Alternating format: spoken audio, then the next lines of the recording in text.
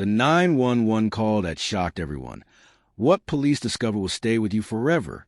It all began with a trembling voice, the kind that silences a room. A 7-year-old girl called 911, her words shaking through tears. "Please help me." The bus driver, he did again. That single phone call would uncover a truth that no one expected. A truth that would change a community forever. Detective Rachel Thompson had taken thousands of 911 calls during her 15 years on the force, but never one like this. It was 3:47 p.m. on a cold Tuesday afternoon when the emergency dispatcher, Janet Williams, patched the call through. Janet's heart clenched as she heard the tiny, frightened voice. "Sweetheart," Janet said softly, "can you tell me your name and where you are?" "I'm Emma," came the whisper. "I'm hiding behind a big oak tree by Miller Street. I don't want to go home. I can't tell Mommy what he did."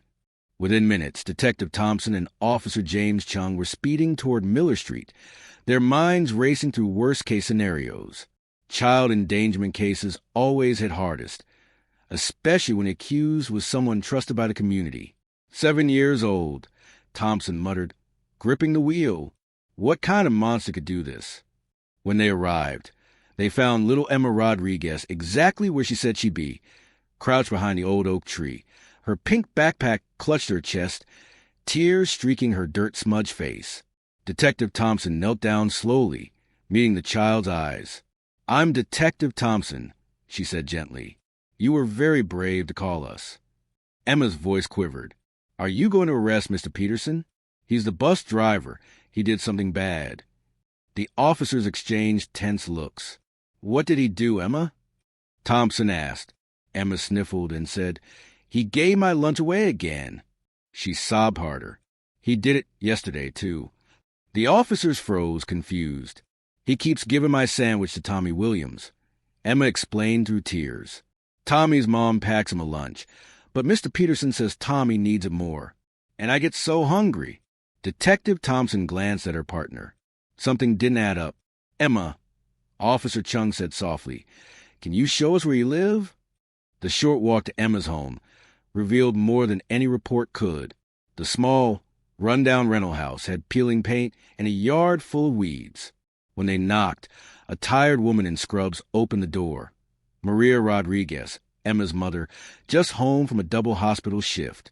"Emma," she gasped, pulling her daughter into her arms. "Mija, why are you with the police?" "I've been so worried." When Detective Thompson gently explained what Emma had said, Maria's face went pale. She said someone's been taking her lunch. The detective said, "We'd like to talk with the bus driver, if that's all right." The real story unfolds. Harold Peterson, 54, had been a school bus driver for nearly 20 years. When officers arrived at his modest home, he didn't resist.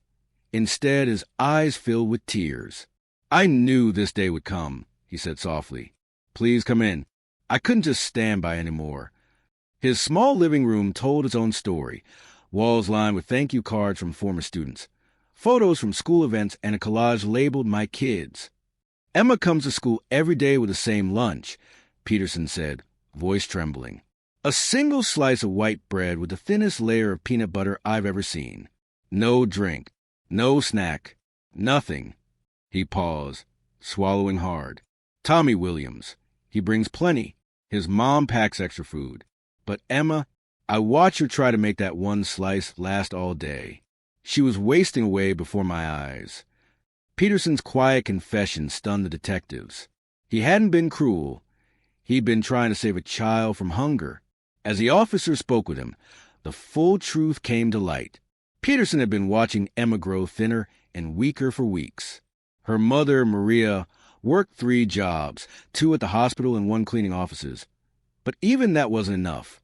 Emma qualified for free school meals, but a paperwork error had left her off the list. Rather than watch her starve, Peterson had quietly started sharing food between students. Tommy's mother, unaware of the details, had actually begun packing extra food after her son mentioned a classmate who always looked hungry. "I know I should have handled it differently," Peterson admitted, eyes wet. "But I couldn't sit there and watch a child go hungry." The town responds. When the truth spread to the small town of Millbrook, The community came together like never before.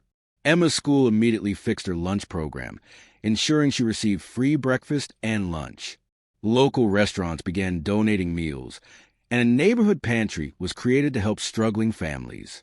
Instead of punishment, Harold Peterson received an official commendation for his compassion.